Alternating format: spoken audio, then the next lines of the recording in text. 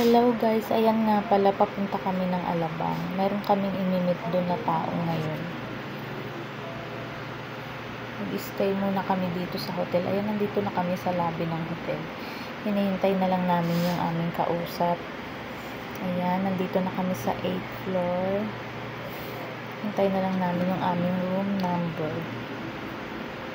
Ayan, nandito na kami sa aming room. Mag-room tour muna tayo. Ayan, meron ditong isang malaking cabinet. Tingnan natin kung anong laman. Ay, may board siya. Pwede mong lagyan ng iyong importanteng papeles. Ayan, merong mga drawer. Pwede mong ilagay dyan yung mga gamit mo. Marami kang malalagay. Ito po yung isang malaking cabinet. Ayan, merong dalawang wardrobe, dalawang tsinelas. Ayan, may plancha at saka may kabayo siya. Malaki siya. Marami kang malalagay na laman. Ayan, meron ding shower. Ayan, ganda yung CR. Tama lang sa dalawang tao. Ayan, may malaking salamin dyan. Ayan, may toilet. Okay siya.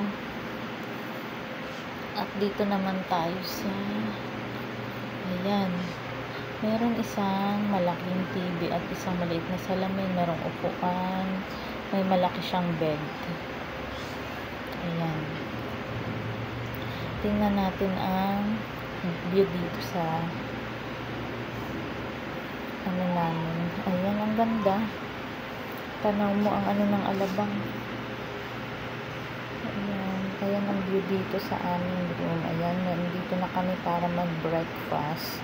Marami kang pagpipilian na kung ano-ano. Ayan. Masaya na kung ano yung gusto mong pagkain dyan. Sarap. Ayan, merong mga dessert. Ayan, may tinapay, chocolate. Ayan. Ikaw na ang bahalang mamili. Eat all you can. Kumain ka ng kumain hanggang gusto mo. Meron din silang mga prutas dyan. Ayan.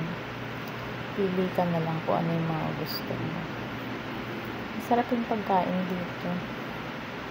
Ayan. Maraming prutas.